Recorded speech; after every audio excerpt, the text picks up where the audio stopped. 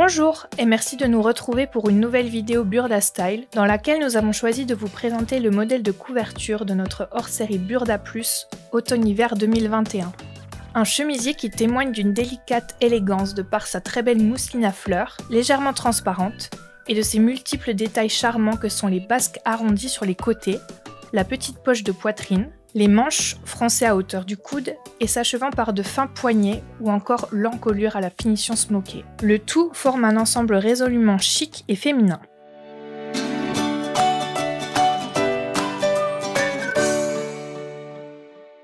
Côté fourniture, en plus de votre tissu et du matériel de couture habituel, il vous faudra de l'entoilage, du fil élastique et des boutons. J'ai déjà coupé les pièces 21 à 29, ainsi que A, B et C, suivant le plan de coupe. Reportez tous les repères nécessaires et entoilez les pièces B et C, comme indiqué dans le magazine. Pour toutes les coutures et les bords surfilés, j'utilise la machine à coudre Excellence 580+, de la marque Elna. Pour les bords surfilés, je vous conseille d'utiliser un point spécial surjet si votre machine en possède un ou un point zigzag. Si vous possédez une surjeteuse, n'hésitez pas à l'utiliser pour des finitions plus nettes. Je commence par coudre les basques avant et arrière. J'assemble les basques avant au devant, endroit contre endroit, à partir du chiffre 1, ainsi que la basque arrière au dos, à partir du chiffre 2. Je surfile les surplus ensemble et les repasse vers le haut. Étape suivante, la poche poitrine. Je plie la poche le long de la ligne de pliure, endroit contre endroit. J'assemble les bords en laissant une ouverture dans le bas pour pouvoir la retourner. Je recoupe les surplus, retourne la poche, la repasse et l'épingle sur le devant gauche suivant la ligne de raccord. Je la pique à ras. Je passe maintenant aux épaules et aux parmentures. J'assemble les épaules du chemisier, endroit contre endroit, à partir du chiffre 4, ainsi que les épaules des parmentures d'encolure, endroit contre endroit, à partir du chiffre 5. J'ouvre les coutures au fer, puis surfile séparément les surplus. Je surfile également le bord inférieur de la parmenture. J'assemble ensuite la parmenture au bord de l'encolure, la repasse vers l'intérieur, et la fixe au niveau des coutures d'épaule, avec quelques points à la main. Je pose le fil élastique à 6 mm du bord d'encolure, et pique par-dessus avec un point zigzag. Je ne pique pas sur l'élastique, au risque de ne plus pouvoir tirer dessus, et laisse dépasser l'élastique aux extrémités de la couture. Je réitère l'opération à 1,2 cm de l'encolure. Je tire sur les élastiques et fais un nœud aux extrémités lorsque j'atteins la longueur souhaitée. Je continue par les coutures des côtés et les ourlets.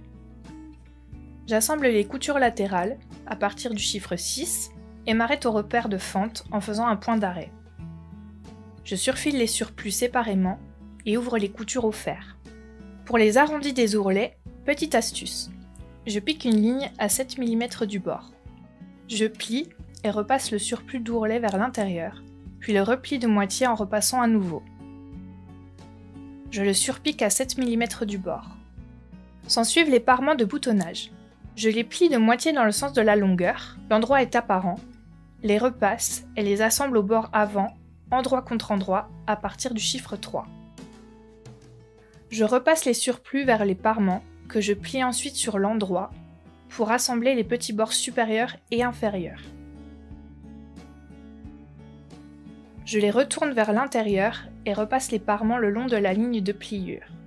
J'épingle ou je bâtis le bord sur la couture de montage des parements, puis le surpique sur l'endroit, au ras de la couture de montage. Le bord intérieur des parements sera maintenu par la couture. Les pattes d'épaule à présent. Je les plie dans leur longueur avec le côté envers apparent, puis assemble le bord longitudinal. Je les retourne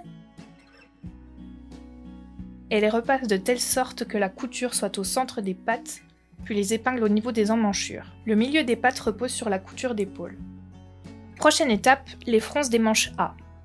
Je pique une première ligne à 1,5 cm du bord supérieur de la manche et réitère l'opération 2 fois, à 6 mm de chaque piqûre.